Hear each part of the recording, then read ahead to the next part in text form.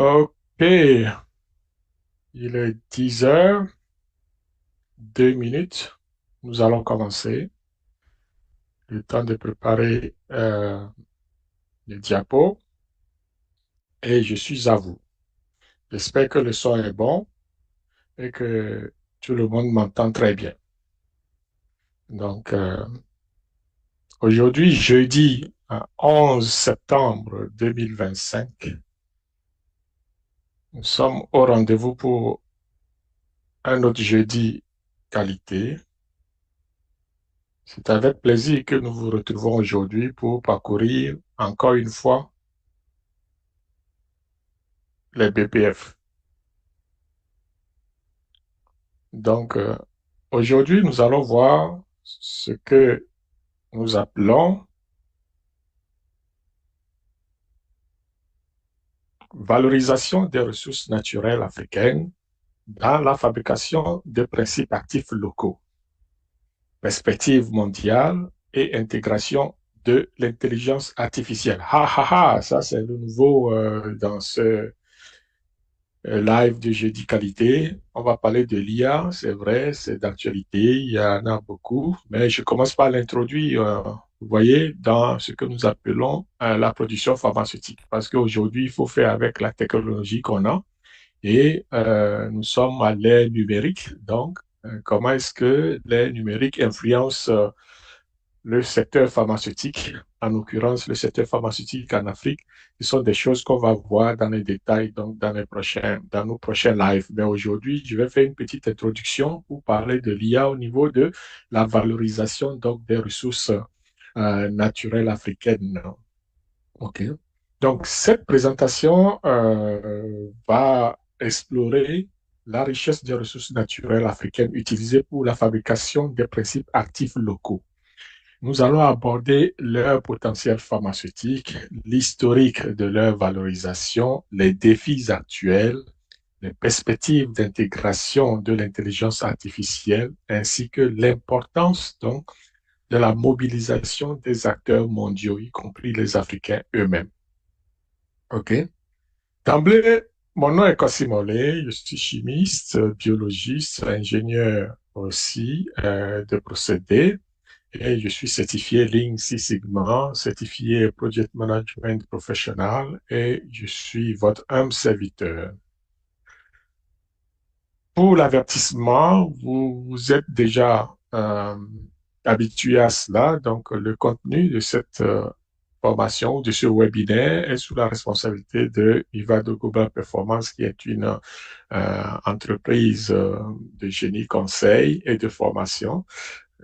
Nous sommes basés au Canada et nous avons une succursale à Lomé au Togo. Donc, le contenu de cette formation, de ce webinaire, est protégé par le droit d'auteur. Donc, nul ne peut vendre ou distribuer ce matériel sans le consentement de Mivado Global Performance.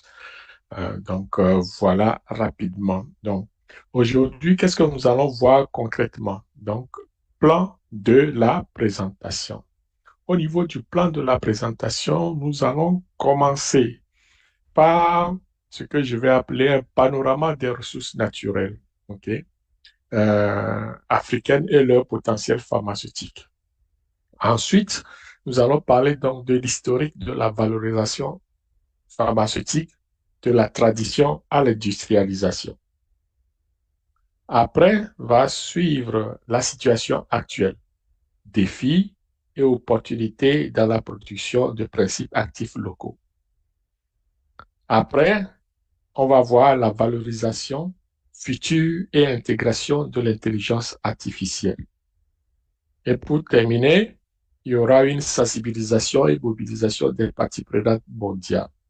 C'est très important de faire ce petit tour de table parce que ça va nous permettre de voir quels sont les acteurs et qui interviennent au niveau euh, de la production pharmaceutique. OK? Donc, c'est ce que nous allons voir aujourd'hui. Donc, pour faire le point rapidement, euh, encore une fois, ça va être des informations générales et je vous encourage à approfondir vos connaissances, à apprendre tous les jours, au moins à accroître votre connaissance de 1% tous les jours. C'est ce qui est recommandé, ne pas rester du lest. Donc, cela étant dit, nous allons passer donc au premier chapitre. Donc, panorama des ressources naturelles africaines et leur potentiel pharmaceutique. OK. Dans ce premier chapitre que je vous présente, il sera essentiel donc de mettre en lumière la diversité impressionnante des ressources végétales africaines, des ressources animales et minérales, OK, sur le plan africain. Nous allons découvrir des exemples d'espèces à fort potentiel médicinal et nous allons analyser aussi la cartographie des zones riches en biodiversité ainsi que les enjeux associés. Encore une fois, ça va être de façon sommaire, on va pas aller dans les détails parce que nous avons à peu près 1 heure de webinaire, donc restez attentifs.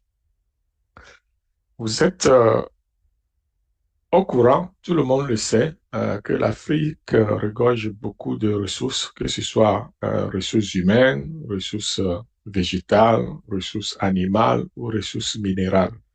Ok, l'Afrique dispose d'une biodiversité à ce niveau-là et nul ne cache que on doit en profiter. Même si on n'en profite pas aujourd'hui, il faut que on prenne conscience de cela pour qu'on en profite. OK? Donc, que ce soit les plantes médicinales, que ce soit les espèces animales, que ce soit les ressources minérales, on peut tirer bénéfice de tout cela. On n'est pas obligé de les vendre à l'état brut. Nous-mêmes, nous pouvons les transformer d'abord et les valoriser avant de les vendre. Donc, cette diversité est une base précieuse pour la découverte et la production de principes actifs pharmaceutiques locaux. OK? C'est important de le souligner parce que euh, des fois, on a l'impression que on est pauvre alors qu'on est assis sur des mines d'or, que ce soit au niveau végétal, que ce soit au niveau minéral, que ce soit au niveau animal. Donc, si vous parcourez toutes les molécules qui sont utilisées dans les produits pharmaceutiques, vous allez voir que beaucoup se situent aussi en Afrique, pas que dans les autres pays ou dans les autres régions du globe. Donc, on peut faire une valorisation de tout ce que nous avons et produire de la richesse, créer de l'emploi, donc dans différents pays africains avec cette biodiversité-là. C'est important de le souligner parce que il faut avoir le courage, il faut avoir l'ambition, il faut avoir la détermination pour aller questionner tous ces éléments-là. Donc, je crois que l'école devait favoriser ce genre de réflexion. L'école n'est pas là seulement pour nous bourrer le crâne, mais aussi pour nous apprendre à faire, à pêcher du poisson, par exemple. Faut pas qu'on nous apprenne à manger seulement du poisson, mais il faut que nous apprenions à pêcher du poisson. Et pour faire cela, il faut aller dans une bonne école avec un bon programme qui permet d'encourager l'initiative, qui permet d'encourager la réflexion sur tous ces éléments-là, les enjeux de développement économique, social et culturel. Donc, c'est important de le souligner pour conscientiser la jeunesse à y penser. Donc, au niveau des plantes médicinales, qu'est-ce que nous avons complètement sur le terrain? OK? Nous avons beaucoup d'espèces, hein, beaucoup d'éléments, mais je vais en citer quand même quelques-uns au niveau des plantes que nous avons, que nous disposons. Donc, euh, surtout en Afrique subsaharienne, on a peut-être des espèces africaines ou des substances d'origine ayant un potentiel médicinal connu déjà, hein. C'est comme le rooibos. Le rooibos pour ses propriétés antioxydantes. Donc, il peut aider à lutter contre les radicaux libres et est étudiée fréquemment pour ses effets bénéfiques sur la santé. Donc, c'est une plante, souvent, on va l'utiliser peut-être sous forme de décoction ou alors sous forme de tisane, etc., etc. Mais n'empêche que ce sont des vertus que les plantes possèdent et que si nous les travaillons, nous essayons d'extraire les principes actifs de toutes ces plantes-là avec la distillation ou whatever.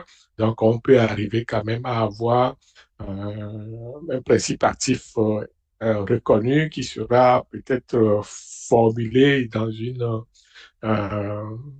recette de médicaments, par exemple. Donc, maintenant qu'on a vu toute la stratégie de formulation, de préparation des médicaments. Nous avons aussi le beurre de karité que nous connaissons très bien. Là, c'est déjà un peu populaire puisqu'on en fait beaucoup de choses, des parfums, de l'huile pour le corps, du savon, nommez-les, il y a plein, plein, plein. Mais le beurre de karité a des propriétés hydratantes, émollientes et réparatrices. On l'utilise beaucoup au niveau des soins de la peau ou des soins de beauté. C'est bien connu et utilisé dans le soin de la peau aujourd'hui et ça circule partout en Europe, en Amérique du Nord, etc., etc. Donc, nous avons des produits à base de beurre de karité parce que ces vertus sont reconnues. Donc, il y a aussi les griffes du diable. Ça, je ne connaissais pas avant. Je l'ai découvert en préparant mon matériel. Donc, le griffe du diable, souvent, je crois que c'est en Afrique australe que ça se trouve. Donc, c'est Apagophytum procumbes. Elle est reconnue pour ses propriétés anti-inflammatoires et analgésiques. Vous voyez, au lieu d'aller acheter de l'aspirine qui vient de l'Europe ou bien du paracétamol, nommez-les, mais on a une plante sur place qui peut nous soigner. Donc, il suffit de déterminer la dose et de savoir c'est quoi le principe actif. Donc, tous ces éléments-là, on les a, et c'est sur le terrain. Donc, c'est à nous de développer tout ça parce que les autres ne viendront pas le faire à notre place. Ça, c'est sûr et certain. Et on le voit déjà, hein, chacun s'occupe de son petit lopin de terre. Donc, chacun lutte pour sa survie et cela dit que c'est Dieu pour tous, hein, c'est tous pour un, Dieu pour tous ici. Donc, il faut y penser, il faut y travailler et essayer de valoriser tout ça. Je vous donne ces éléments parce que je sais que souvent on va dire en Afrique, ah, mais oui, il y a beaucoup de chômage, les gens sortent, ils ne trouvent pas du travail, etc., etc. Il faut savoir que dans la plupart du temps, ce n'est pas le gouvernement qui crée l'emploi. Donc, oubliez cette mentalité de croire que le gouvernement va vous donner de l'emploi. Ou vous créez l'emploi vous-même, ou alors ça prend des sociétés privées, etc., qui vont investir, qui vont créer des opportunités pour les jeunes. Okay? Je sais qu'au niveau du gouvernement, ça prend une certaine politique qui favorise ce genre de développement personnel, ce genre de développement social, ce genre de développement économique, mais n'empêche que l'État ou le gouvernement ne va jamais créer de l'emploi en tant que tel, à part les petits postes ou les emplois qu'on a dans le gouvernement, etc., où tu dois être politicien, etc., etc. Donc, hormis tout ça, si vous voulez avoir une bonne position, un bon emploi, etc., je crois qu'il faut créer cet emploi vous-même. Et pour créer un emploi soi-même, il faut avoir des idées, il faut avoir une vision, il faut avoir une idée d'entreprise. OK? Donc, ces petits éléments, les plantes médicinales, les pharmaceutiques, sont là pour nous guider, pour nous inciter à réfléchir et à avoir une vision. Et il faut savoir qu'il n'y a pas que les médicaments qui sont produits, il n'y a pas que les médicaments qui sont produits, pardon, avec les plantes médicinales. On peut avoir des produits qui ne sont pas des médicaments si je veux parler donc de la définition classique de ce que c'est qu'un médicament, OK? Mais de façon générale, on va parler des produits de santé. Dans les produits de santé, il y a les cosmétiques, il y a les produits de santé naturelle, comme on les appelle, et puis il y a les médicaments.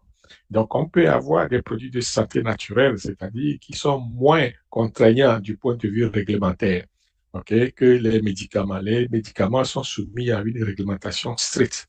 Par contre, bien que les produits de santé naturelle soient quand même soumis à une certaine réglementation, mais c'est moins contraignant que les médicaments. Donc, on peut avoir à formuler des médicaments qui sont des produits de santé naturelle et qui ne sont, enfin, c'est des produits qui se rapprochent donc des médicaments et qu'on peut quand même fabriquer. D'ailleurs, ça, on le connaît ça déjà, puisque beaucoup de ces plantes se retrouvent sur les étalages en Afrique, donc dans les marchés, à l'état brut d'ailleurs, donc où les gens l'achètent, font des décoctions ou des infusions, etc., etc. Donc, ce sont des choses qui existent déjà et que nous connaissons déjà. Donc, maintenant, il faut mettre un peu de science dans nos pratiques ancestrales. OK? Nous allons moderniser la pratique ancestrale pour que ça soit plus acceptable pour nous-mêmes et pour les autres dans le monde moderne. Donc, c'est le challenge qui nous est incombé ou qui nous incombe pour assurer une transition de la tradition vers le monde moderne que nous sommes obligés de suivre parce que la plupart du temps, même si on ne veut pas suivre, ça nous rattrape. Donc, au niveau des plantes, je donne quelques exemples ici juste pour illustrer ce que nous avons. Euh, Au niveau des espèces animales, par contre, je sais qu'il y a, les gens vont me dire, mais pourquoi on parle des espèces animales au niveau euh, des médicaments ou de la production pharmaceutique? Vous allez euh, voir que beaucoup d'animaux seront utilisés dans le développement pharmaceutique, soit pour faire des tests, soit pour faire des simulations, ou alors pour extraire même certains composés chimiques, parce que les animaux en sécrètent. OK? Donc, il y a le pangolin qui a défié les chroniques durant la période Covid. OK? Le pangolin n'est pas uniquement un mauvais animal, hein, malgré tout ce qu'on a dit, le pangolin est très recherché dans le monde médical, dans le monde des recherches. En fait, les recherches sur les pangolins ont permis de découvrir de nouveaux peptides, okay, antimicrobiens qui pourraient être utilisés par le développement de nouveaux antibiotiques et dans la lutte contre les maladies infectieuses. Voyez? Donc, il y a dans le règne animal comme ça, il y a certains animaux, ils n'ont pas de prédateurs au niveau des bactéries, etc., ou alors au niveau euh, je vais dire, des prédateurs connus. Donc, comme là, les moufettes n'ont pas de prédateurs connus. Pourquoi? Parce qu'ils sécrètent une certaine substance qui repousse les gens. Et donc, même au niveau des fleurs aussi, on sait ça.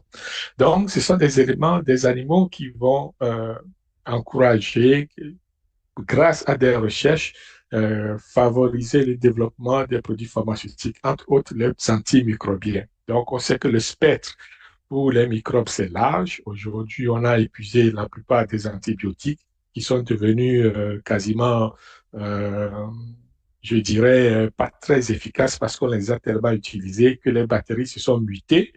Donc, pour développer des nouveaux antibiotiques, on a besoin d'autres éléments chimiques ou de composants chimiques. Donc, si le pangolin peut nous offrir ça, OK, moi j'achète. OK? Il y a le chimpanzé, ça on connaît déjà, ça a été beaucoup utilisé dans les pharmaceutiques, dans les recherches, etc., parce que c'est notre cousin direct. Hein. C'est l'animal qui se rapproche plus de l'homme. Okay?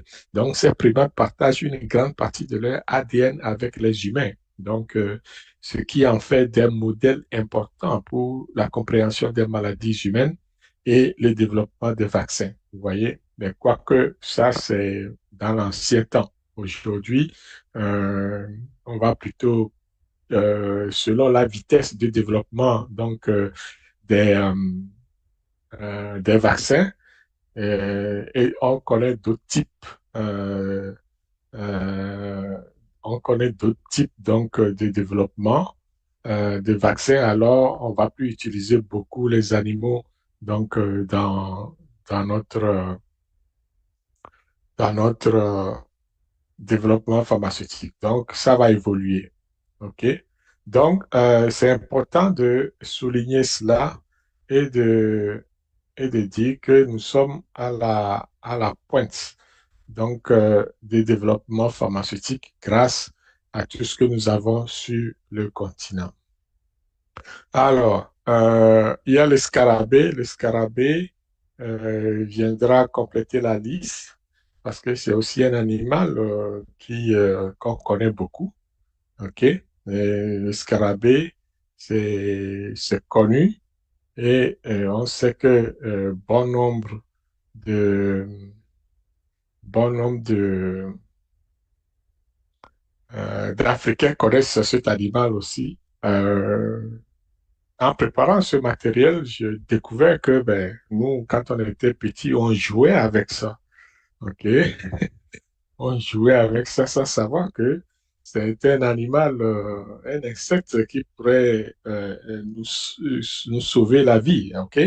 Donc, certains scarabées, je crois que c'est populaire en Afrique aussi, hein, produisent des composés bioactifs uniques dans leur système immunitaire, ce qui pourrait ouvrir la voie à la découverte de nouveaux anticancers et de nouveaux antibiotiques. Vous voyez? Donc, tout est au niveau de comment faire la recherche, comment déterminer ces éléments-là, comment isoler euh, ces, euh, ces composés chimiques-là pour, euh, pour avoir ce que nous appelons le principe actif ou l'élément chimique qui va régler le problème. Donc, c'est important de le souligner. Donc, c'est ces éléments-là que je voulais apporter aujourd'hui pour démontrer que les animaux, que ce soit le règne animal, que ce soit le règne végétal, ben, il y a moyen d'avoir des principes actifs si on veut, parce que chaque élément, chaque être, chaque végétal, espèce végétale a une certaine vertu. Et la plupart du temps, ce sont des composés chimiques, hein, ce sont des éléments chimiques, des substances chimiques, ok, qui peuvent être utilisés à bon escient. D'ailleurs, on utilise aussi le venin de serpent pour produire aussi, non seulement l'antidote pour pour contre les venins, mais aussi pour d'autres, des analgésiques, etc. Ça aussi, c'est connu. Donc, le serpent, oui, c'est dangereux. Lorsqu'on le voit, un serpent venimeux, on va le tuer, mais en fait, il ne faut pas les tuer. Au contraire, il faut les attraper, extraire leur venin et faire des médicaments avec. On peut produire l'antivenin à partir du venin, justement. D'ailleurs, c'est comme ça que fonctionnent les vaccins de façon générale. Donc, le vaccin, c'est rien d'autre que la molécule qui produit la maladie qui a été désactivée et qu'on nous injecte. L'essentiel, c'est de produire de l'anticorps. Donc, cet anticorps-là va lutter contre le corps étranger qui va arriver par après, qui est la maladie. Donc, c'est le mécanisme classique, OK, du fonctionnement des vaccins. Donc, c'est important de souligner ça. Donc, c'est tout ça que nous devons apprendre à l'école pour pouvoir profiter de la biodiversité que nous avons sur le continent. Donc, je voulais lire quelque chose rapidement ici. On dit, bon, il y a des espèces animales africaines avec un fort potentiel médical, comme le pangolin. Donc, les recherches ont montré ce que je disais tantôt, mais il y a aussi l'hippopotame, hein. L'hippopotame va produire aussi au niveau de l'hippopotame, on peut avoir aussi des anti-inflammatoires et des cicatrisants. OK? Euh, Au niveau de la loutre de mer, bon, c'est pas fréquent chez nous, mais dans d'autres coins de l'Afrique, on a la loutre. Donc, les recherches ont permis de dire que la loutre peut produire des substances qui vont agir sur les maladies de Lyme. Ceux qui ne connaissent pas les maladies de Lyme, ce sont les maladies qui sont euh, générées par, comment ils appellent, les puces de chiens là. Les chiens, c'est un petit bibite là qui les grogne. Ces petits bibites là, lorsque ça pique l'homme, ça peut produire, ça peut développer chez l'homme la maladie de Lyme qu'on appelle généralement Donc, c'est connu et cette maladie ne peut pas être traitée jusqu'à présent. Mais on sait que au niveau de la lutte, on peut avoir des substances qui peuvent soulager les patients qui souffrent donc des maladies de Lyme. Vous voyez comment la nature est bien faite. Donc, rapidement, on va passer aux ressources minérales. Il y a source de conflits souvent en Afrique, que ce soit l'or, le diamant, le fer, le lithium, nommez-les, toutes ces ressources minérales et puis terres rares, normalement, sont utilisées aussi en pharmaceutique, hein. Le lithium, par exemple, et on va produire des médicaments à base de lithium. Euh, Souvent, ceux qui vont utiliser le lithium, c'est souvent ceux qui souffrent donc des troubles psychiatriques ou alors des troubles mentaux, etc., etc. Donc, le lithium est connu pour son effet euh, au niveau des troubles mentaux plutôt. OK? Donc, c'est bon à savoir. Donc, le lithium ne sert pas uniquement à fabriquer des batteries pour les voitures électriques ou des cellulaires.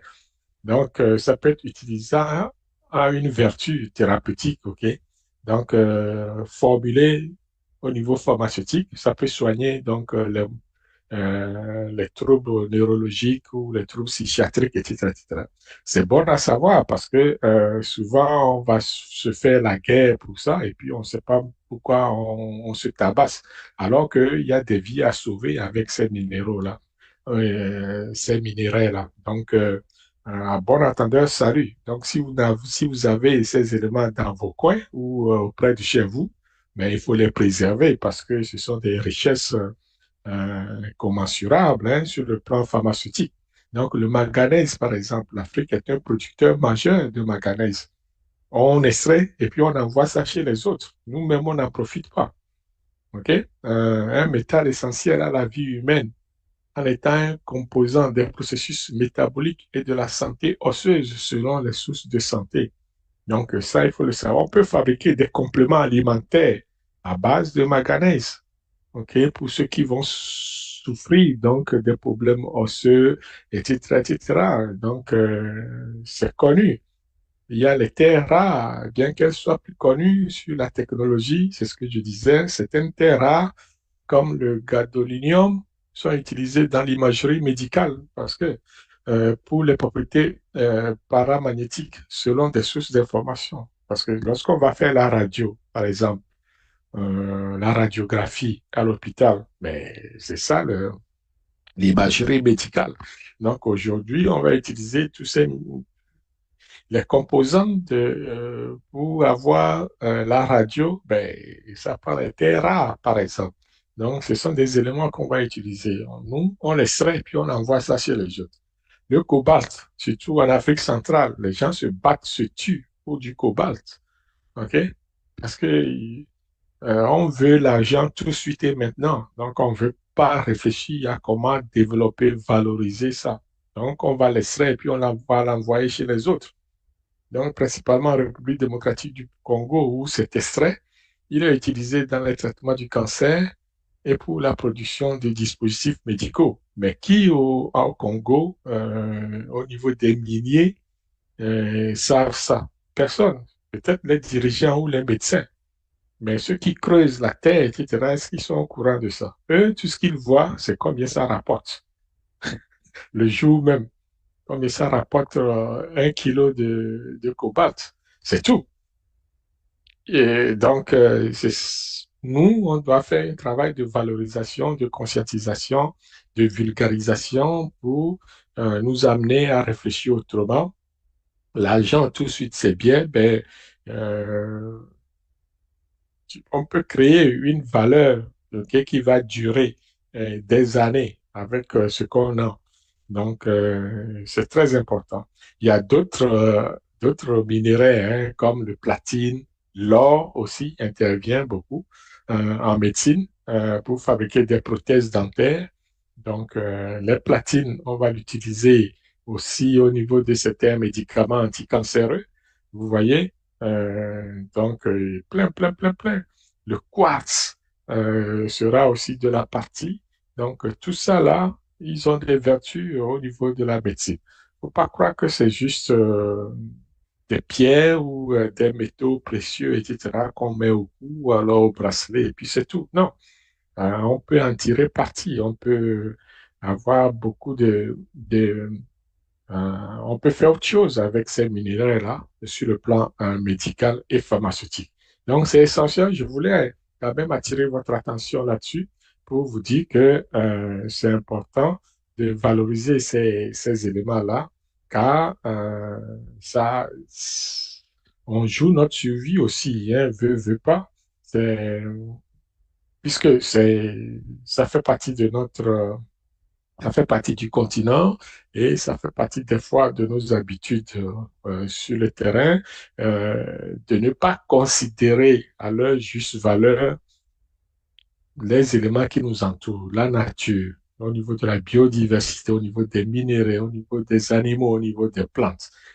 Donc, on oublie des fois de valoriser ces éléments-là, de savoir que, OK, on peut en tirer profit autre que ce que nous tirons aujourd'hui euh, comme bénéfice. Donc, le travail est là, la réflexion est là, et je vous encourage à continuer la réflexion chez vous et de voir qu'est-ce que vous pouvez faire pour valoriser euh, les espèces animales que nous avons, les espèces végétales et les ressources minérales dont nous disposons abondamment sur le continent.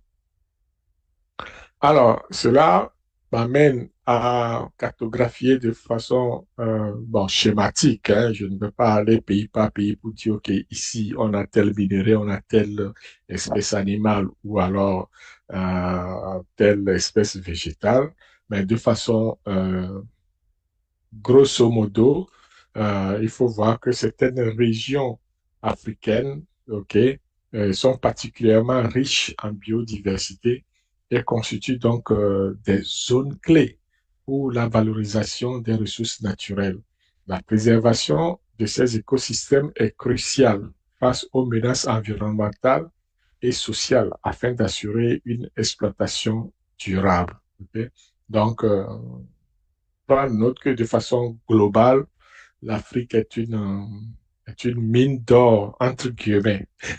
C'est déjà, il y a de l'or sur le continent, mais en plus du métal or, il y a d'autres or qu'on a avec toute la biodiversité et puis toute la diversité qu'on a aussi au niveau des minéraux. Donc, c'est ça. C'est vrai que ça ne sera pas facile, mais l'idée est là. On peut s'en inspirer et voir chacun à son niveau qu'est-ce qu'on peut faire.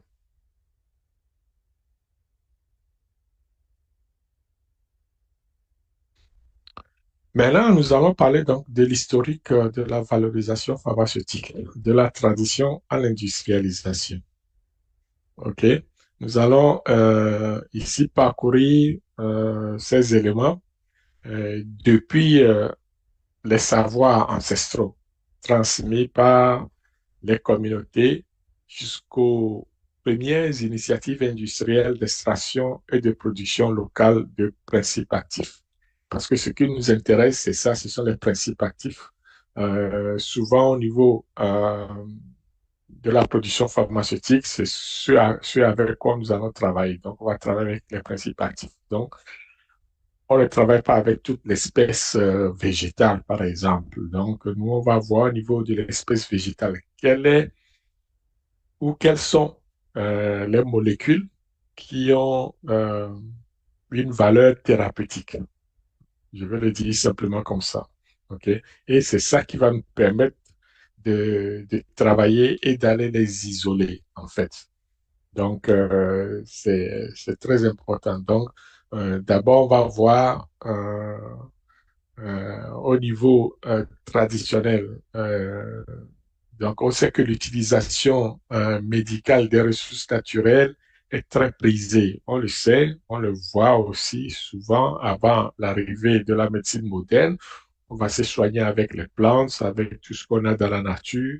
Et ça se passe de bouche à oreille généralement. Des fois, on va avoir un chaman ou alors un guérisseur du coin qui va préparer des décoctions, qui va poser des cataplasmes, qui va faire ci, qui va faire ça. Donc, la plupart du temps, ils vont l'entourer de mystère, mais en fait, il n'y a rien de mystère là-dedans, c'est juste la vertu des plantes qui va, qui va agir. OK? Euh, et ces savoirs-là sont transmis de génération en génération. Donc, c'est comme ça que ça se fait. C'est intergénérationnel et ils vont permettre l'identification de nombreux principes actifs aujourd'hui étudiés scientifiquement. Donc, normalement, si vous allez dans nos universités, partout en Afrique et même au-delà, vous allez voir que chaque plante, la plupart des plantes ont été étudiées et des principes actifs ont beaucoup même ont été extraits des plantes. OK? Et d'ailleurs, c'est ça qui fait la base donc de la médecine moderne. S'il n'y avait pas cette médecine traditionnelle, que ce soit la médecine traditionnelle africaine, la médecine traditionnelle japonaise, indienne, chinoise, etc., nommez-les. Donc, on n'aurait pas connu cette médecine moderne avec tous les médicaments bien dosés, etc., bien présentés aujourd'hui. Donc, quelque part, il faut dire merci à cette médecine traditionnelle-là qui nous a donné toutes les connaissances de base possibles pour pouvoir formuler les médicaments modernes. C'est important de le souligner. Vous voyez? Donc, et euh, en parlant donc de ces euh, traditions, donc, ne pas oublier que même au niveau de la médecine moderne, il y a une certaine tradition aussi. La tradition ici, c'est la façon de préserver le savoir-faire, de transmettre le savoir-faire et de pérenniser le savoir-faire. Donc, la tradition, c'est pas seulement une tradition culturelle existante qui est peut-être très lointain dans le temps, mais la tradition peut être aussi la façon dont on transmet les connaissances, on valorise les choses, et puis voilà. Donc, au cours des dernières décennies, plusieurs projets ont vu le jour. OK? Parce que pour les premières initiatives d'extraction et de production locale, donc il a fallu que des gens travaillent sur peut-être ce que nous allons appeler l'industrialisation. Okay? L'industrialisation, souvent, ça part donc des unités d'extraction. Okay? Donc, plusieurs projets ont vu le jour pour industrialiser l'extraction de principes actifs en Afrique, favorisant ainsi donc l'autonomie pharmaceutique et la valorisation économique des ressources locales. C'est important ça, parce que on ne va pas travailler dans le vide. OK? Donc, non seulement lorsqu'on crée une entreprise, il y a deux éléments importants qu'il faut retenir. Un, c'est pour solutionner un problème qui existe. Donc, on apporte une solution à un problème existant. Et de deux, comme c'est une entreprise, l'entreprise doit faire euh, de l'argent. OK? C'est ça, en fait. Donc, une entreprise est là pour apporter des solutions donc, à des problématiques ou à des problèmes, et puis après, faire de l'argent. Donc, c'est important lorsqu'on va chercher à valoriser donc, nos biodiversités et puis nos ressources naturelles, de penser à apporter une solution, soit dans le sens à guérir une maladie, ou à soigner une maladie, ou à soulager des peines. C'est dans ce sens-là que vous pouvez créer de la valeur. OK? Donc, ça prend cette vision-là. Donc, il ne suffit pas de mettre un produit sur le marché parce que oui, on veut faire du commerce. Ça ne marche pas comme ça. Donc, il faut bien réfléchir à ce que vous voulez faire. Est-ce que ça crée une certaine valeur pour vous et pour les autres et pour les consommateurs? Est-ce que je guéris quelque chose? Est-ce que j'apporte une solution à la société? Donc, vous allez voir que la plupart des produits qui sont sur le marché apportent quelque chose. Sinon, dans les marketing, ils vont essayer de nous faire croire que ça fait quelque chose, ça apporte quelque chose. Il y a de la valeur, de toute façon. Donc, c'est sur ça qu'il faut miser. Donc, toujours aller vers la solution qu'on propose Après, on pourra voir comment est-ce qu'on fera pour peut-être développer les autres aspects. Mais dans un premier temps, c'est régler un problème, solutionner un problème existant ou potentiel, en tout cas. Et puis, c'est là où on parle de visionnaire. Le visionnaire va voir ce qui peut arriver peut-être dans de court terme ou de long terme. Donc, le visionnaire va déjà appréhender ce qui va arriver et va développer sa solution aujourd'hui pour répondre à ce qui va arriver plus tard. Donc, ce sont des mécanismes de réflexion qu'il faut avoir et pour être en avance sur les autres. Mais de façon générale, lorsqu'on se lance en entreprise, ça prend toujours une idée. L'idée, c'est d'apporter une solution à un problème précis. OK? Donc, ça, c'est l'idée de base pour une entreprise. Ensuite, euh, euh, je vais vous présenter ici quelques exemples aussi de réussite au niveau des plantes ou des substances ou des extraits qui ont révolutionné quand même le monde médical ou qui ont soigné des bobos. Donc, on a Artemisia annua contre le paludisme. Ça, je crois que les Africains connaissent cette plante-là parce que puisque le paludisme sévit beaucoup en Afrique et en Asie du Sud aussi. Donc, cette plante africaine est utilisée dans des traitements efficaces contre le paludisme, démontrant l'importance des ressources naturelles médicales. Vous voyez? Donc, il faut profiter de ça pour rappeler aux gens que tout n'est pas un, comment dirais-je, à rejeter. Donc, en Afrique, il y a les prunes, donc Africana pour la prostate. Donc, c'est aussi un exemple typique que nous utilisons aujourd'hui. Donc, le prune africana est valorisé pour ses propriétés thérapeutiques dans le traitement des troubles de la prostate. Vous voyez? Donc, souvent, ce sont les hommes qui ont des problèmes de prostate à un certain âge. Tous les hommes, hein, c'est pas tous les hommes à un moment donné, il y a deux problèmes qui sont liés au prostate. Soit ça grossit, soit ça rétrécit. OK? Ça, c'est naturel. Donc, et où des fois, on peut avoir des cancers de prostate aussi. Donc, il faut faire attention avec ça. C'est dangereux, le cancer de prostate. Donc, d'ailleurs, tout cancer est dangereux. On peut en mourir.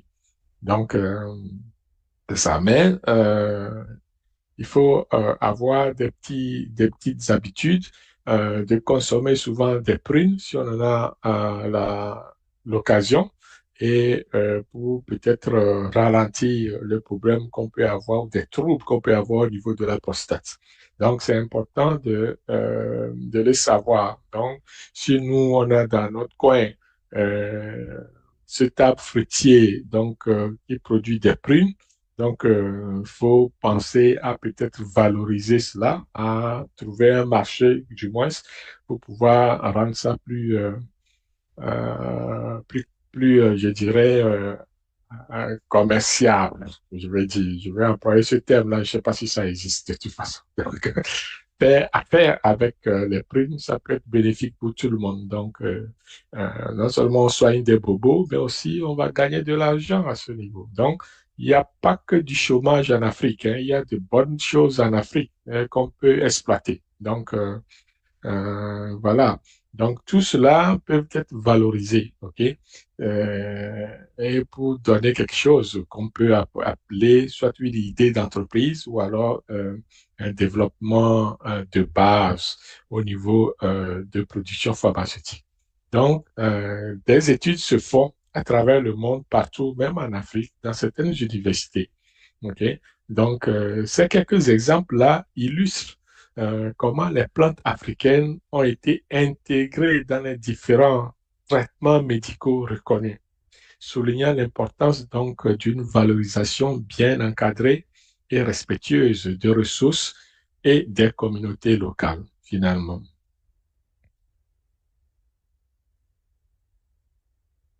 Alors, la situation actuelle, euh, défis et opportunités dans la production des principes actifs locaux. Sommes-nous en avance, sommes-nous en retard, qu'est-ce qu'il faut faire, comment est-ce qu'on doit s'en sortir moi, le but de cette jeudi, enfin de cette formation de jeudi qualité, c'est de sensibiliser, hein, c'est d'apporter des éléments, différentes perspectives aux jeunes pour ne pas toujours attendre que la manne tombe du ciel. Ok. Donc, il faut quand même avoir des idées. Et une de ces idées-là, c'est franchement le monde pharmaceutique ou des produits de santé de façon générale. Ça peut être du cosmétique aussi. Donc, ce que nous disons ici, c'est valable aussi pour du cosmétique. Il y a beaucoup de plantes, on a vu tantôt le karité, le beurre de karité peut être utilisé de différentes façons. On peut faire des crèmes de corps avec, on peut fabriquer du savon. Bon, il y a plein de choses que nous pouvons faire hein, de façon collaborative ou bien de façon synergique. Donc, que ce soit les cosmétiques, les pharmaceutiques ou les produits de santé naturelle de façon générale. Donc, faut pas croire, il faut développer cette façon de penser, il faut accroître cette façon de penser pour voir grand, pour voir large et pour pouvoir exploiter la plupart des ressources dont nous disposons. Donc ici, nous allons parler essentiellement donc des obstacles technologiques et réglementaires qui vont freiner la production locale, ainsi que les partenariats et initiatives innovantes qui ouvrent des perspectives porteuses pour le secteur pharmaceutique. Pourquoi cela? Parce que nous savons que partout il y a des contraintes. Hein. Tout ce qu'on fait, il y a des contraintes. Ne croyez pas que toute initiative est facile. Ok? Faut jamais partir de ce principe-là. Ok? Peut-être lorsqu'on est habitué à faire la chose, on va trouver la chose plus facile. Mais le début en toute chose est toujours difficile jusqu'à ce qu'on arrive à le faire. Donc, c'est ça euh, le principe en fait. Mais peu importe d'où on est, peu importe ce qu'on fait. Donc, au niveau de la production pharmaceutique, nous savons que nous avons des contraintes, contraintes des contraintes, j'aurais dit, financières. On peut avoir des contraintes technologiques, on peut avoir des contraintes réglementaires, non, mais on peut avoir des contraintes de ressources humaines. Il y a plein. L'essentiel, c'est de faire une analyse SWOT ou alors une analyse de risque pour voir où est-ce qu'on se situe. OK? Donc, on connaît ses forces, ses faiblesses, on connaît ses limites, on connaît ce qui est avantageux, ce qui est désavantageux, donc, etc., etc. Il faut faire le tour de la question. Donc, l'accès aux technologies modernes, souvent, l'Afrique n'est pas productrice donc des équipements souvent utilisés en pharmaceutique. Ça, c'est un. OK? Donc, peut-être aujourd'hui, on peut bidonner quelque chose au coin avec des forgerons, mais la plupart du temps, on veut aller vite et on veut avoir quelque chose de sophistiqué aussi. Donc, la production locale rencontre des obstacles pour accéder aux technologies modernes nécessaires à la compétitivité et à l'innovation, bien sûr.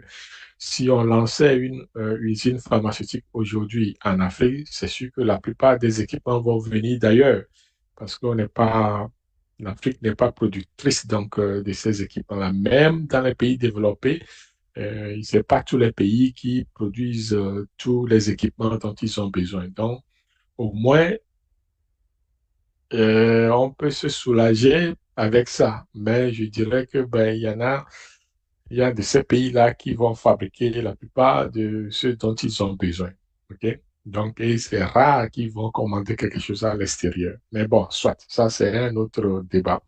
Mais nous, en Afrique, on doit s'assurer que euh, ce défi ou cette contrainte-là soit relevée. Donc, on va acquérir nos équipements d'ailleurs. C'est sûr que c'est pas facile, mais bon, c'est ce qu'on a comme moyen. Ensuite, les normes de qualité sont strictes. Évidemment, c'est pas l'Afrique qui a produit les normes de qualité pour les médicaments. Oui, on y a contribué par après. Mais au début, bon, ça venait d'ailleurs, l'OMS. Bon, on va me dire que tous les pays font partie de l'OMS, pas tous. Certains pays.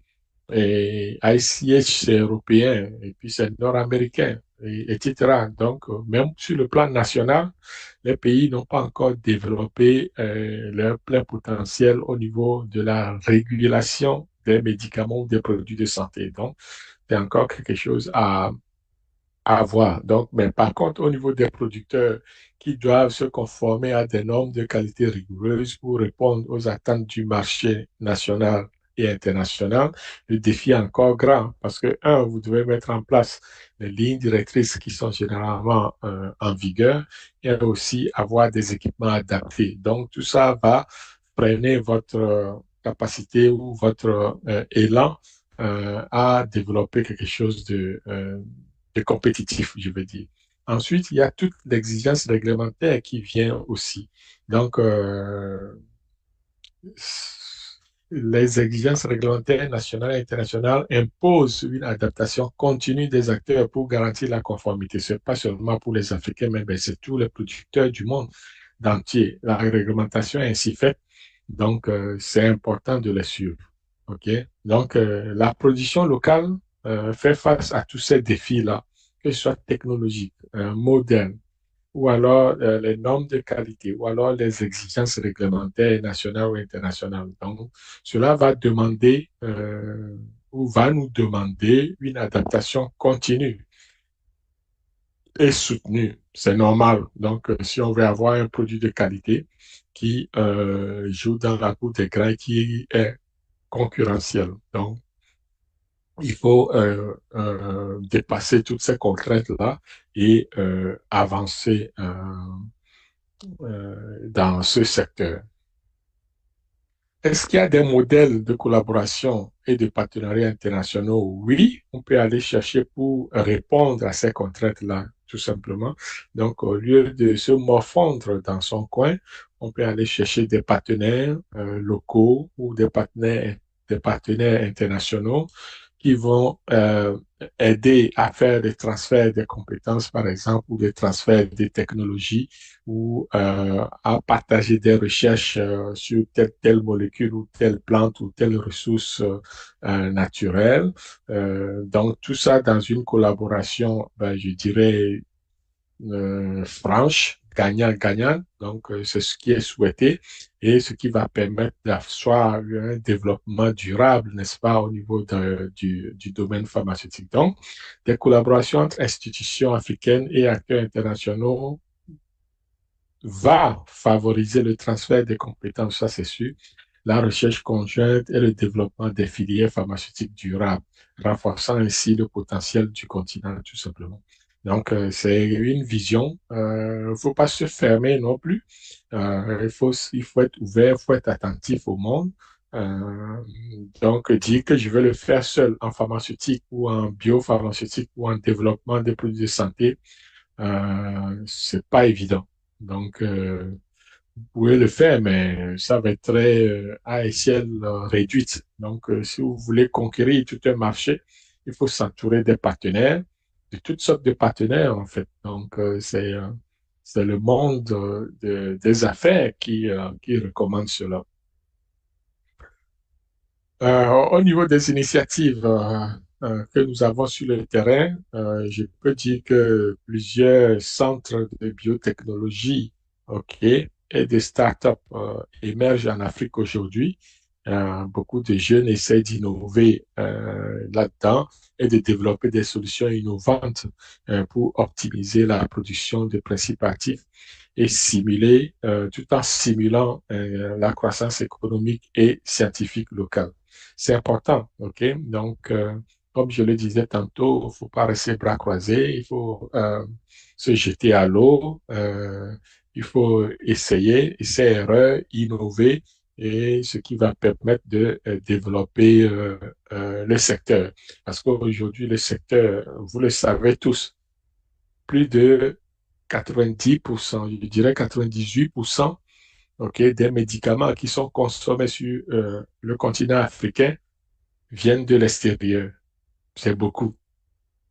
C'est énorme.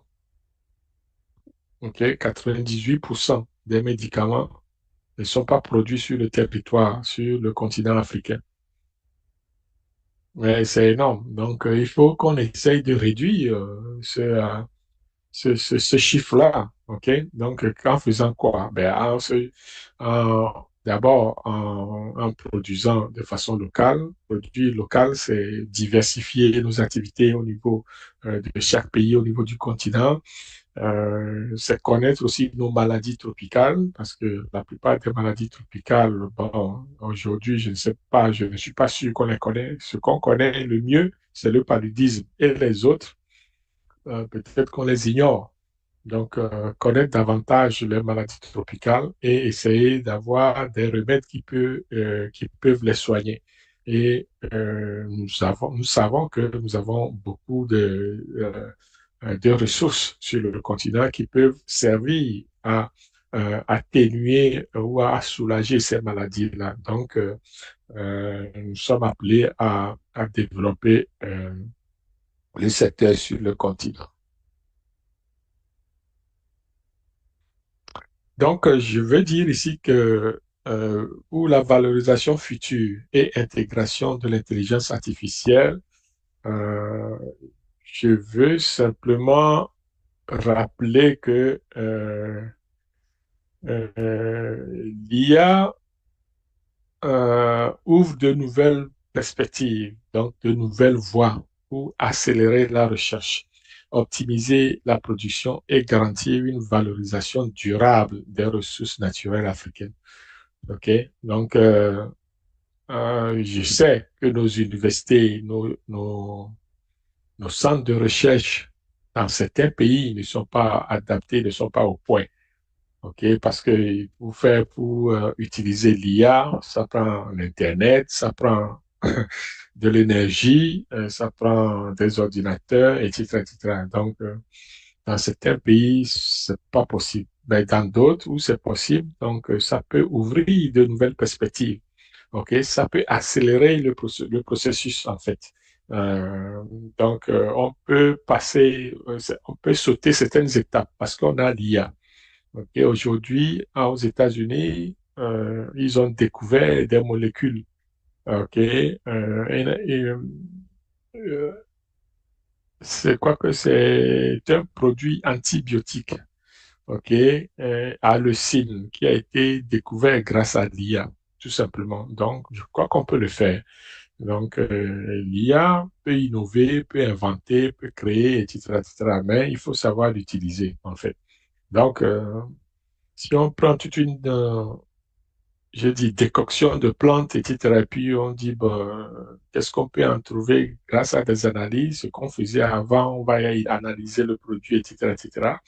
Donc ici, on peut créer des modèles IA qui vont scruter les molécules pour dire que telle molécule a une valeur, une forte valeur thérapeutique que l'autre, etc. Donc la recherche peut aller très vite dans la formulation, dans le développement des principes actifs.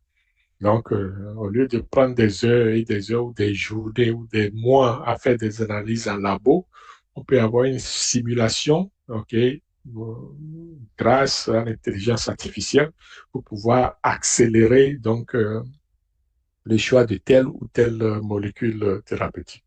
Donc, l'apport de l'IA va permettre une analyse rapide des données, OK, et aussi une prédiction de l'activité biologique assez rapide. Et de ce fait, on va réduire les coûts et le temps qui sont associés à nos recherches. Vous voyez comment ça peut aller très vite avec l'IA. On le sait même aujourd'hui. Avec le peu que nous connaissons, on sait que l'IA réduit considérablement le temps d'activité ou de nos activités de façon considérable. Donc, l'IA, est-ce que l'IA pense à notre place? Non. C'est notre façon de penser devient différente. OK? Avant, on va penser pour dire, bon, comment je vais le faire? Il faut que je fasse ça, comme ci, comme ça, etc. Mais là, on va penser à dire, bon, qu'est-ce que je dois donner à l'IA pour que l'IA me génère quelque chose dont j'ai besoin? Vous voyez, c'est une autre façon de penser. Il ne faut pas croire que l'IA pense à notre place. Non. L'IA n'est qu'un outil que nous utilisons à notre profit, comme une moto, comme une mobilette, etc., comme une voiture. Donc, une voiture, c'est un outil qu'on va utiliser pour se déplacer. Est-ce que tu peux te déplacer toi-même? Oui, tu peux aller à pied, mais c'est long, c'est fatigant, OK? Et voilà. Donc, si tu veux gagner du temps et que tu veux te reposer, tu vas en auto. Donc, tu prends un outil ou à vélo. Bon, tous n'ont pas le même niveau d'effort, mais bon, est-il que ce sont des moyens de déplacement. Donc, si on comprend ça, on comprend l'IA. L'IA, c'est un outil. Il ne va pas faire les choses à notre place, il ne va pas penser à notre place comme on tend à le croire, mais c'est un outil qu'on va utiliser. En plus de nos intelligences, de notre capacité de réfléchir, l'IA va nous aider à aller plus vite, tout simplement, à gagner du temps, à réduire nos coûts des activités. Et voilà, donc tout ce qui est analyse, tout ce qui est prédiction biologique, etc., on a des modèles qui vont simuler tout cela. Ils vont nous dire en un temps record qu'est-ce qu'on doit garder comme molécule, qu'est-ce qu'on doit prioriser, etc., etc. Donc, sur ce plan-là, moi, j'aime beaucoup travailler avec l'IA. Quelques exemples concrets d'application, analyse des données botaniques et production optimisée. OK, des projets intégrant l'IA dans le traitement de données issues des plantes médicinales permettent d'optimiser, n'est-ce pas, les processus d'extraction et de production, améliorant l'efficacité et la qualité, je veux dire, des principes actifs issus donc des ressources africaines. C'est ça. Donc, c'est important déjà de penser à introduire l'IA dans la façon de penser et de gérer euh, ou de faire des recherches, tout simplement. Donc, il faut penser à l'intégrer. Donc, c'est en intégrant l'IA qu'on va avoir les bénéfices donc, de l'IA. Donc, par exemple, au niveau, comme on l'a vu, la gestion des données, surtout, c'est ça, puisque l'IA a besoin de données pour réfléchir, si je peux m'exprimer ainsi. Donc, beaucoup de données, parce que c'est basé sur des simulations, des comparaisons, etc. Donc, aujourd'hui, il y a des applications qui sont là. Vous prenez, vous l'installez sur vos iPhones et tu vas, avant, pour le faire, on a besoin de faire des herbiers. OK? Aujourd'hui, l'herbier, c'est une application. Tu installes ton application et puis tu vas dans la forêt, tu scannes la plante et tu sais, l'IA va te dire exactement quelle plante il s'agit si la plante se trouve dans la base de données, des plantes répertoriées. Donc, si la plante n'est pas dans la base de données répertoriée, alors tu viens de faire une découverte. Vous voyez? Donc, c'est ça. C'est aussi simple que ça, en fait, l'IA. Donc, quelles sont les perspectives pour une production durable, équitable et mondiale? Donc, on sait que l'intégration de l'IA doit s'accompagner d'une approche éthique, garantissant la durabilité écologique, la justice sociale et l'accès équitable aux bénéfices pour positionner l'Afrique comme un acteur clé dans l'industrie pharmaceutique mondiale. On peut tout faire, on peut faire le tour de la Terre 10 fois. S'il n'y a pas cette approche éthique, s'il n'y a pas cette justice sociale, ok, et s'il n'y a pas, comment dire, des bénéfices partagés équitablement, ça ne pourra jamais marcher. Enfin, ça va marcher, mais la balance sera d'un seul côté. Et c'est ça qu'on ne veut pas. On ne veut pas déraper, on ne veut pas dérailler. Donc, il faut mettre des garde-fous. Donc, c'est comme une voiture. Je prends toujours l'exemple d'une voiture ou nos outils de transport. Il y a la route, mais il y a des panneaux de signalisation. C'est ça les garde-fous. Donc, on dit il ne faut pas rouler à 100, il faut plutôt rouler à 30 dans ce coin, 50 dans l'autre coin. Il faut respecter les piétons, il faut faire ci, le soir, il faut allumer les phares, etc., etc. Donc, ces éléments-là sont des garde-fous. Ça peut être des approches différentes sortes d'éléments qu'on met en place pour guider l'utilisation de l'IA dans le processus de développement pharmaceutique. Donc, voilà. Donc, ce que je peux dire de façon brève là-dessus. Le chapitre suivant parle de la sensibilisation et mobilisation des parties prenantes mondiales. OK. Qu'est-ce qu'on veut dire par là? Tout simplement que la réussite et la valorisation des ressources africaines reposent sur l'engagement des jeunes des professionnels, des décideurs et des institutions à travers la formation, la coopération et la création d'un écosystème global, tout simplement. Okay? Donc, si on ne se mobilise pas, si on ne se rencontre pas, si on ne collabore pas, donc si on ne fait pas les choses ensemble, nommez-les, il n'y aura jamais de développement pharmaceutique comme on le veut, comme on le souhaite. Donc, non seulement il faut collaborer, mais d'abord, il faut que nous-mêmes, en tant que jeunes, on soit des professionnels, on reçoit une certaine formation aussi en la matière. Qui dit formation? La formation peut être suivie ou les connaissances peuvent s'acquérir de plusieurs façons. Ok. On n'est pas obligé d'aller à l'école pendant 30 ans pour dire qu'on se forme. Non, il y a d'autres formes de formation. Déjà, le fait de transmettre de génération en génération, c'est une forme de formation. Le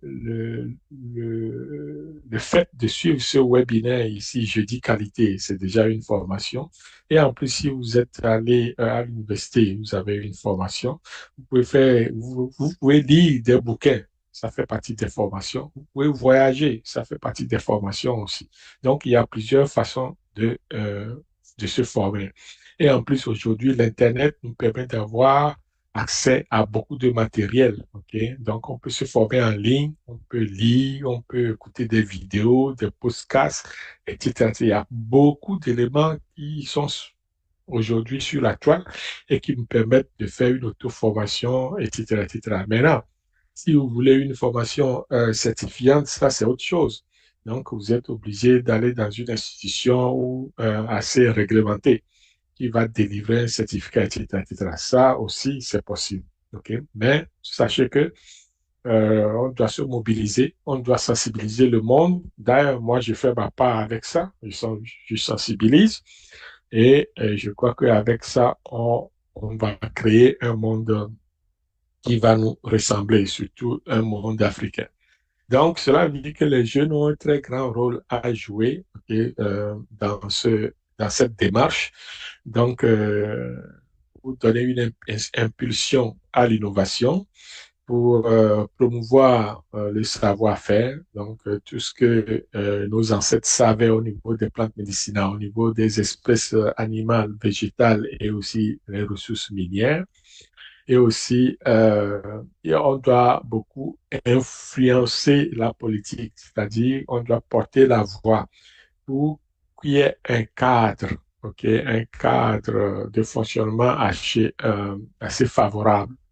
En fait, c'est ça. Donc, ça, c'est le rôle du gouvernement, d'avoir des politiques publiques favorables pour que la population puisse jouir de leur liberté et innover et mettre en place des entreprises, des initiatives, comme on le dit. Donc, ces acteurs sont essentiels pour impulser l'innovation. Je parle des jeunes. Donc,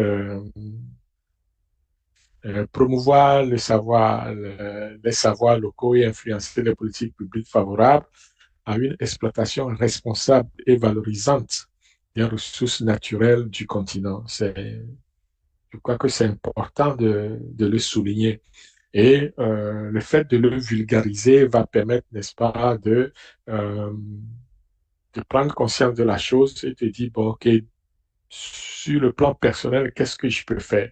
Surtout ceux qui sont intéressés par la question sur la production pharmaceutique ou la production des produits de santé, etc. Je crois que c'est une prise de conscience que nous devons avoir et développer notre sens je dirais, de combattant, de compétitive, de compétition, je veux dire, notre sens de compétition et de combattant aussi. Vous voyez, donc c'est très important à ce niveau-là. Et si je dois ajouter à cela, je vais plutôt parler donc des stratégies de formation, de transfert de compétences et d'innovation que nous devons mener. Donc, ça prend des programmes de formation adaptés. Ok, déjà à l'école. Tout cela devait commencer déjà à l'école primaire. Donc, c'est une habitude qu'il faut avoir, c'est une pensée critique qu'il faut développer dès le départ. Faut pas attendre bon, il n'est jamais trop tard, mais commencer le plus tôt, c'est toujours mieux, hein. Donc, des programmes de formation ciblés doivent être privilégiés, ok? Et c'est très essentiel pour développer les compétences spécifiques en recherche et production pharmaceutique en Afrique. Donc, ce sont des éléments essentiels que nous devons prioriser. Il y a le fait que, il y a le fait que on doit partager aussi les connaissances. Donc, partager les connaissances veut dire qu'il faut faire des transferts de connaissances. Moi, ce que je fais aujourd'hui dans nos lives de jeudi qualité, c'est ça aussi. Je partage l'information, je partage une certaine partie des connaissances.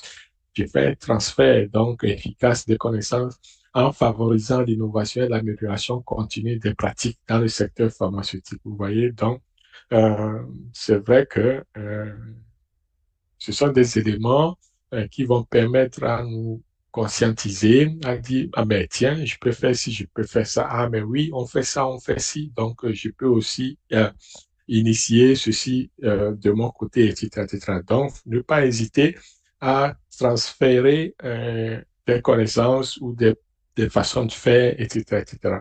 Parce qu'il y en a qui sont universelles et donc, il faut les partager. À un certain moment, on partage les connaissances.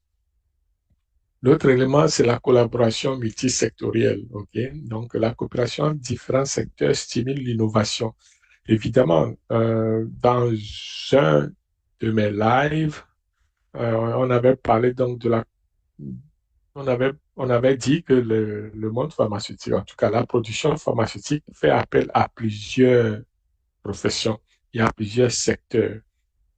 Donc, ne pas oublier que lorsqu'on veut avoir une usine pharmaceutique, on doit composer avec la ville, on doit composer avec l'eau, l'électricité, les machines, il faut les avoir, il faut les entretenir. Donc, vous avez besoin des mécaniciens, etc., etc. Donc, il y a tout un ensemble d'individus ou de professions qui entourent ce secteur pharmaceutique-là. Donc, toujours prendre en considération le fait que nous avons besoin d'une collaboration multisectorielle, ce qui va permettre en fait de stimuler l'innovation collaborative et renforcer les capacités locales en recherche pharmaceutique. Il y a beaucoup d'initiatives qui sont sur le terrain, hein, déjà au Maghreb, Tunisie, Maroc, Algérie, Égypte.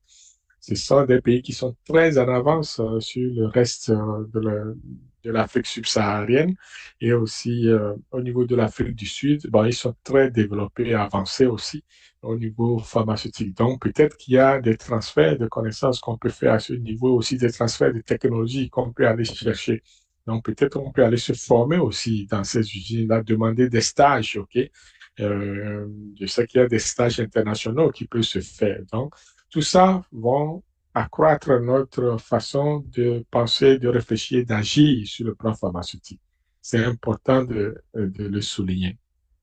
Donc, ça semble être un appel finalement à l'action. Donc, je crois que c'est ça qui va constituer le dernier chapitre donc de notre live de jeudi qualité du jour, c'est-à-dire la valorisation donc des ressources naturelles africaines.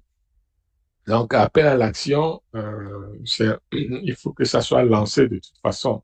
Euh, je dirais que mon live, c'est toujours un appel à l'action.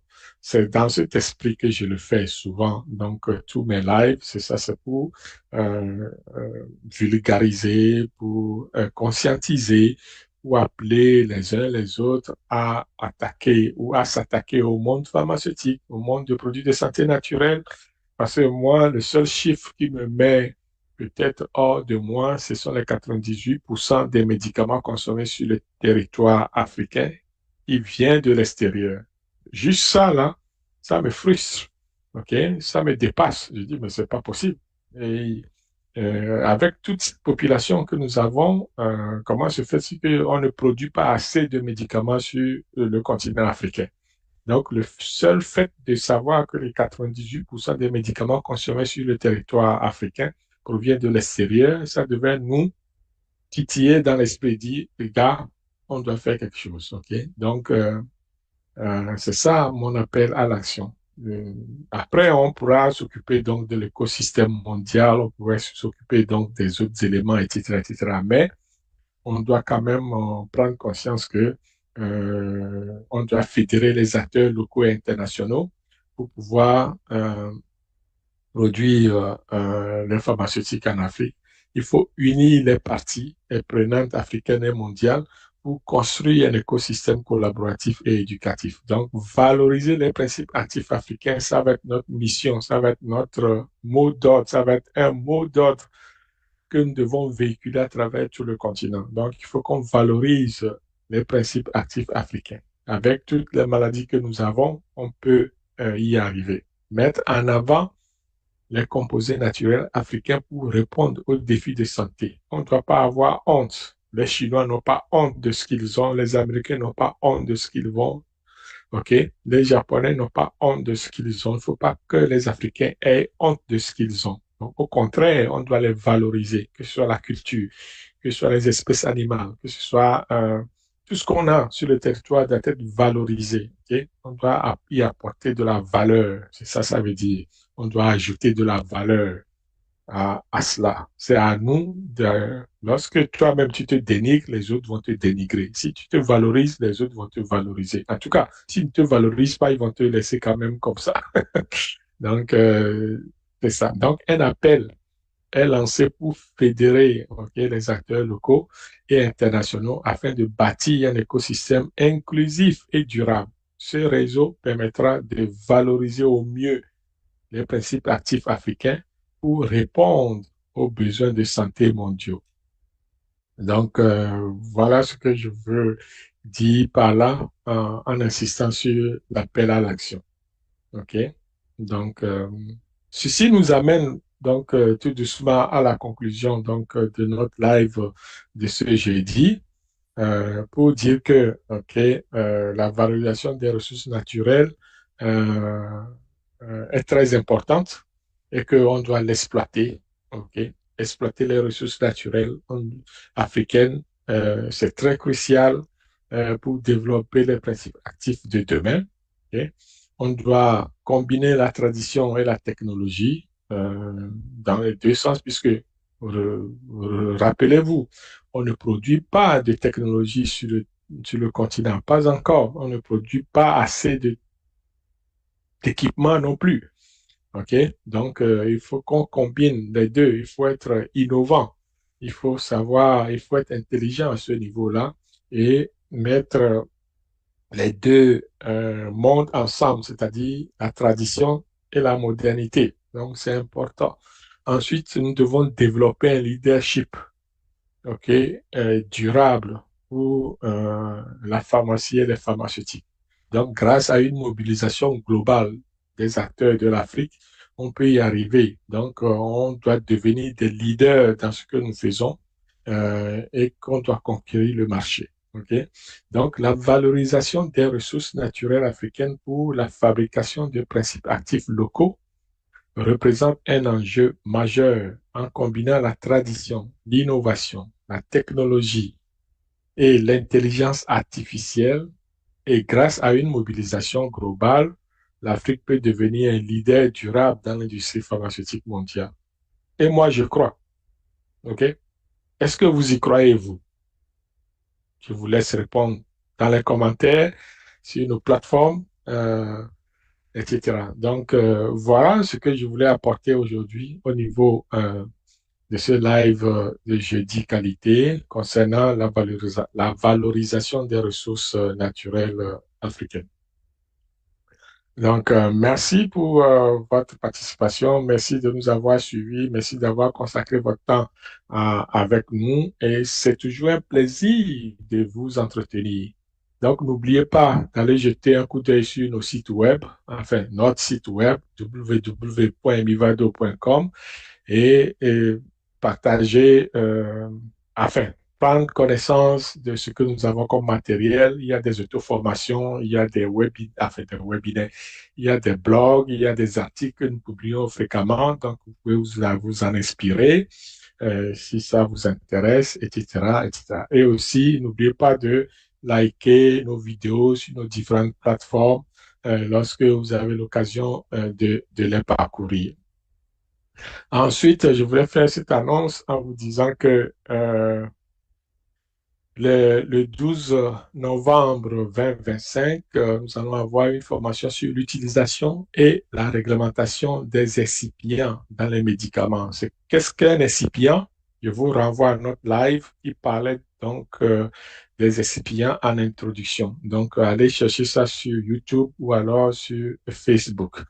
Donc, ça sera très intéressant de voir qu'est-ce qu'on peut faire avec les excipients. Donc, n'oubliez pas que nos ressources naturelles, etc., peuvent aussi servir à fabriquer des excipients pour les formulations pharmaceutiques. Donc, je vous donne un avant-goût.